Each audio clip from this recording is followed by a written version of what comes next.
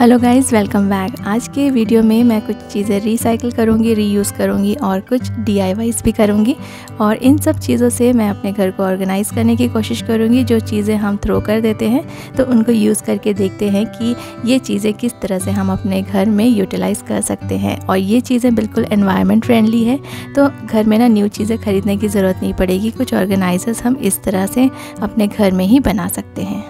हो सकता है कि ये सारी आइडियाज़ बहुत ज़्यादा ब्रिलियंट ना हो, लेकिन मैंने ट्राई किया है कि इन सब चीज़ों को जो एनवायरनमेंट फ्रेंडली है उनको कुछ डिफरेंट तरीके से यूज़ कर सकूं। तो चलिए स्टार्ट करते हैं आज का वीडियो। अगर पसंद आएगा तो इसे लाइक और शेयर ज़रूर कीजिएगा। तो स्टार्ट करते हैं एक बहुत ही अच्छी रेसिपी से जो कि हाई प्रोटीन है और लो कार्ब है। तो इसको आप डेली खा सकते हैं और ये नॉन वेजिटेरियन डिश है, लेकिन आई प्रॉमिस कि मैं आपके साथ बहुत जल्दी एक वेजिटेरियन डिश भी शेयर करूंगी जो कि लो कार्ब रहेगी और प्रोटीन से भरपूर रहेगी। तो चलिए आज एक नॉन वेज डिश मैं आपके साथ शेयर करती हूँ। मैंने चिकन के बोनलेस पीसेस लिए हैं और इसमें कुछ बोन वाले पीसेस भी हैं और उसको मैंने मैरिनेट किया है दही के साथ। और दही में मैंने ऐड किया था नॉर्मल मसाले जो हम डेली यूज़ करते हैं, जैसे कि हल्दी, कोरिएंडर पाउडर, और इसमें मैंने ना लाल मिर्च जो डाली है वो है कश्मीरी लाल मिर्च, जिससे कि कलर बहुत ही अच्छा आ जाता है। और थोड़ा सा मैंने इसमें ऑरेंज कलर डाला है, बहुत थोड़ा सा ही डाला है, ज़्यादा नहीं डाला है। तो इसको मैंने रात भर मैरिनेट करके रख दिया था फ्रिज में। और इसको मैं बनाऊँगी एयर फ्रायर में, क्योंकि एयर फ्रायर में ना बिल्कुल कम ऑयल लगता है, बहुत ज़्यादा ऑयल नहीं लगता है। मैंने इसमें हल्का सा 2 चम्मच मैंने इसमें सरसों तेल डाला है और कोई भी तेल इसमें यूज़ नहीं कर रही हूँ। तो उतने ही तेल में ये बहुत ही अच्छे से बन जाएगा और काफ़ी हेल्दी है। और इसको आप मोस्टली अगर डिनर में लेंगे तो ना ये ज़्यादा अच्छा रहेगा, क्योंकि इसमें बिल्कुल भी कार्ब नहीं है, तो ये काफ़ी हेल्दी है। जिनको वेट लूज़ करना है उनके लिए ये परफेक्ट है, क्योंकि इसको बस आप खा लीजिए, आपका पेट काफ़ी भरा रहेगा, काफ़ी देर तक भरा रहेगा और आपको रोटी एंड राइस खाने की ज़रूरत नहीं है। लेकिन अगर आप इसके साथ रोटी रोल करके खाना चाहते हैं तो वो भी एक बहुत अच्छा ऑप्शन है। 15 से 20 मिनट्स में एयर फ्रायर में बन जाता है। आप इसको माइक्रोवेव भी कर सकते हैं, ग्रिल भी कर सकते हैं। काफ़ी सालों से मैं ये ग्लव्स यूज़ कर रही हूँ बर्तन वगैरह वॉश करने के लिए, या फिर कुछ सिंक धोना रहता है तब भी मैं ये सब ग्लव्स यूज़ करती हूँ। तो ये काफ़ी समय से चल रहा है ये वाला ग्लव, लेकिन अब ये फट गया है। तो इसको ना मैं यूटिलाइज़ करना चाहती हूँ। इसका कुछ पोर्शन, जैसे कि इसका जो प्रिंट वाला पोर्शन है, इसको मैं कट करके रख देती हूँ। इसका यूज़ मैं बाद में करूँगी और जब भी करूँगी आपके साथ ज़रूर शेयर करूँगी। तो आज के दिन मैं इसका जो ऊपर वाला पोर्शन है ना, इसको मैं लंबे लंबे पोर्शंस में काट देती हूँ। और इस तरह से ना ये मेरे पास कई सारे पीसेस जमा हो गए हैं, कम से कम 8 to 10 है। तो इसको हम किस तरह से यूज़ करेंगे चलिए देखते हैं।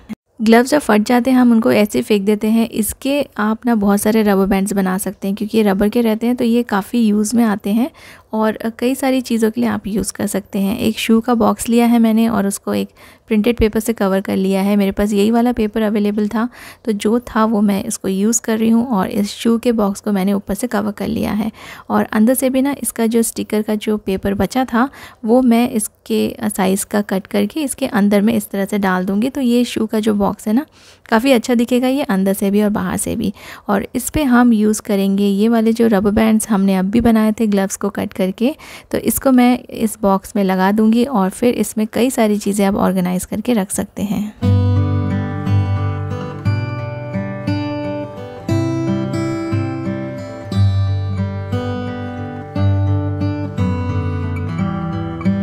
तो ये वाला जो ऑर्गेनाइज़र मैंने रेडी किया है इसको मैं यूज़ करूँगी अपने फ्रिज में। इस तरह के जो पाउचेस रहते हैं अगर हम फ्रिज में रखते हैं ना तो यहाँ वहाँ गिरते रहते हैं, तो इनको स्टडी रखने के लिए ऐसे बॉक्सेस आप यूज़ कर सकते हैं बीच में रबर बैंड लगा के। तो मैंने तो यहाँ पे अपने ग्लव्स के पीसेस यूज़ किए हैं। आप कोई बड़े रबर बैंड्स या थोड़े से थिक वाले रबर बैंड्स भी यूज़ कर सकते हैं।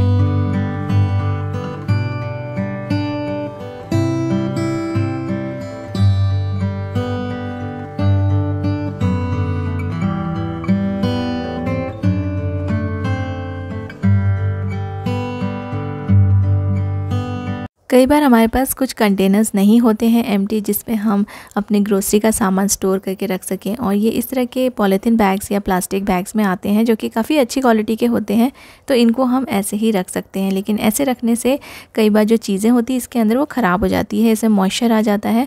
तो मैं एक पुरानी बॉटल का जो कैप के साइड का जो पोर्शन होता है ना उसको मैं कट करके यहाँ पर यूज़ करूँगी। और इस तरह से मैंने कट कर लिया है और इसको मैं डाल दूँगी इस पैकेट के अंदर। और वही मैं ग्लव्स का एक पीस यूज़ करूँगी एज अ रबर बैंड और इसको अच्छे से टाई कर दूँगी। तो इसको ना आप किसी भी आपको बर्तन में डालने की ज़रूरत नहीं है, किसी भी कंटेनर में डालने की ज़रूरत नहीं है। डायरेक्टली आप इसको ऐसे ही यूज़ कर सकते हैं और ऐसे ही स्टोर कर सकते हैं।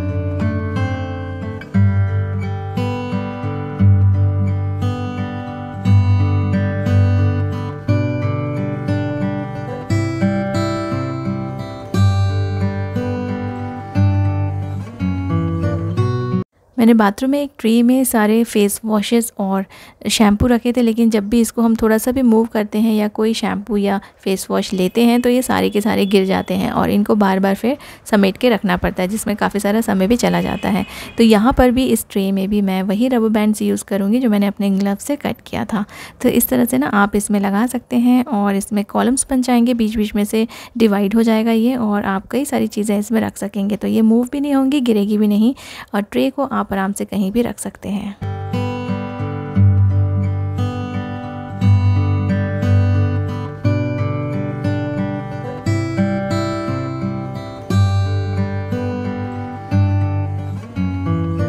पेपर बैग्स तो होते हैं ना हमारे पास कितने सारे, तो इनको भी यूज़ कर लीजिए आप अपनी चीज़ों को ऑर्गेनाइज़ करने के लिए।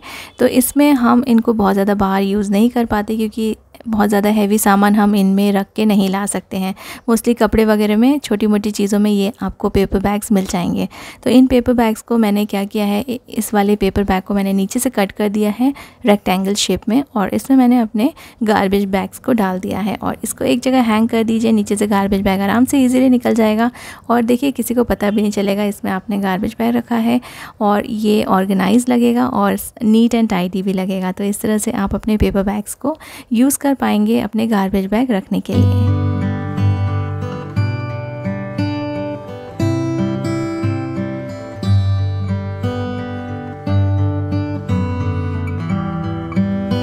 मैंने स्टार्टिंग में एक रेसिपी शेयर की थी, उसमें भी मैंने ऑडी यूनि रैप ही यूज़ किया है। तो Oddy uniwrap and Oddy ecobake के ये पेपर शीट्स बहुत ही अच्छे हैं और इससे ना आपके कई सारे बर्तन भी नहीं निकलेंगे, कम निकलेंगे बर्तन, और काफ़ी समय बचेगा, आपकी मेहनत भी काफ़ी बचेगी। तो मोस्टली मैं हमेशा ही एयर फ्रायर में ये वाले पेपर्स यूज़ करती हूँ, और इसको आप माइक्रोवेव और डायरेक्टली आप अपने पैन में अगर करना चाहते हैं, एयर फ्रायर नहीं है तो आप इसको अपने पैन में भी डायरेक्टली यूज़ कर सकते हैं। Oddy uniwrap and Oddy ecobake Amazon और फ्लिपकार्ट में अवेलेबल है। इनके बाइंग लिंक्स आपको मेरे वीडियो के डिस्क्रिप्शन से मिल जाएंगे।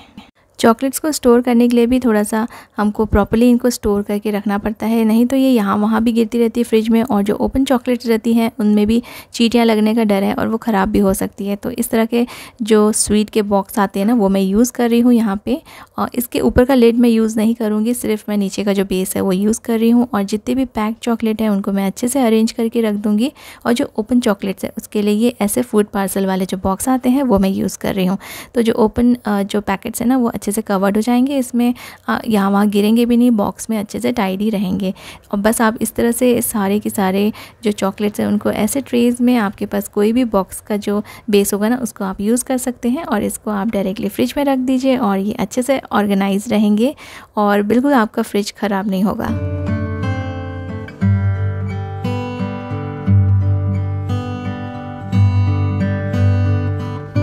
मेरे पास सोप का एक ये बॉक्स पड़ा था जो बाय 3 गेट 1 फ्री, और ये 4 साबुन इसमें आ जाते हैं एक साथ। तो ये वाला जो बॉक्स है ना, इसको मैंने फेंका नहीं, और इसके जो साइड से जो कवर है इसको मैं कट कर दूंगी, और ये वाला जो थोड़ा सा बड़ा वाला जो है ना, इसको मैं अंदर के साइड डाल दूंगी थोड़ा सा स्ट्रॉन्ग करने के लिए बॉक्स को। और फिर ये बॉक्स को आप एज अ स्टोरेज यूज़ कीजिए। अब इतने छोटे से बॉक्स को आप सोच रहे होंगे इसमें क्या रख सकते हैं, तो ये वाले बॉक्सेस भी ना बहुत यूज़ में आते हैं। तो मैं यहाँ पर रख रही हूँ जितने भी टी बैग्स के जो पाउचेस है ना मेरे पास, मैं कई सारे अलग अलग फ्लेवर के टी बैग्स लेके रखती हूँ। तो ये वाले जो टी बैग्स हैं उनको मैं इस तरह से स्टोर करके रखूँगी।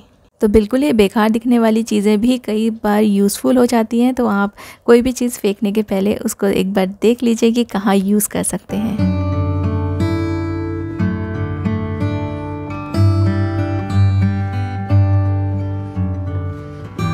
मेरे पास ये बड़ा वाला एक पेपर बैग रखा हुआ है, बहुत ही नाजुक सा है, इसमें कई सारी चीज़ें मैं स्टोर करके नहीं रख सकती, तो इसको मैं यूटिलाइज़ करूँगी। और एक मेरे पास ऐसा वाला बैग भी है जिससे ना आप कई सारी चीज़ें इसमें रैप करके रख सकते हैं, तो ख़राब नहीं होंगी। तो चलिए देखते हैं इनको किस तरह से मैंने यूज़ किया है। हमारे फ्रिज में जो वेजिटेबल ट्रे होता है उसको भी बार बार क्लीन करने की ज़रूरत पड़ती है, और हम डायरेक्टली अगर कुछ चीज़ें रख देते हैं तो वो बहुत ज़्यादा गंदा हो जाता है। वैसे मैं कभी भी डायरेक्टली वेजिटेबल्स नहीं रखती हूँ, मैं हमेशा एक न्यूज़पेपर उसमें बिछा के रखती हूँ। लेकिन अभी न्यूज़पेपर भी बहुत ज़्यादा ख़राब हो गया और न्यूज़पेपर से निकल के जितना भी वेजिटेबल का कचरा था ना वो पूरा ट्रे में चला गया। तो सबसे पहले तो मैं ये सारी चीज़ें क्लीन करूँगी और ट्रे को पहले क्लीन कर लेती हूँ, और ट्रे के जो नीचे का जो पोर्शन रहता है ना फ्रिज का, उसको भी मैं अच्छे से क्लीन कर लूँगी। क्लीनिंग करना बहुत ज़रूरी है। कोई भी चीज़ आप जब भी ऑर्गेनाइज़ करना चाहें तो उस स्पेस को, उस एरिया को सबसे पहले आप अच्छे से क्लीन कर लीजिए। तो देखिए पेपर बैग मैं यहाँ पे रखूँगी, इसका मैंने मेजरमेंट लेके इसको कट कर लिया है। जितना ट्रे में फ़िट होगा उतना मैंने इसको कट करके लगा दिया है, और इसके अंदर फिर मैं सारी की सारी वेजिटेबल्स रखूँगी। और मैंने कुछ वेजिटेबल्स रखने के लिए कुछ कंटेनर्स भी यूज़ किए हैं, जो पुराने हमारे कंटेनर्स रहते हैं ना जिसके लिड वगैरह ख़राब हो जाते हैं, तो वो मैंने यूज़ किया है। तो इस तरह से ना आपका जो वेजिटेबल ट्रे है वो बिल्कुल भी गंदा नहीं होगा। इस तरह के पेपर बैग्स यूज़ कीजिए, और अगर आपके पास पेपर बैग नहीं है तो आप न्यूज़पेपर से भी पेपर बैग बना सकते हैं।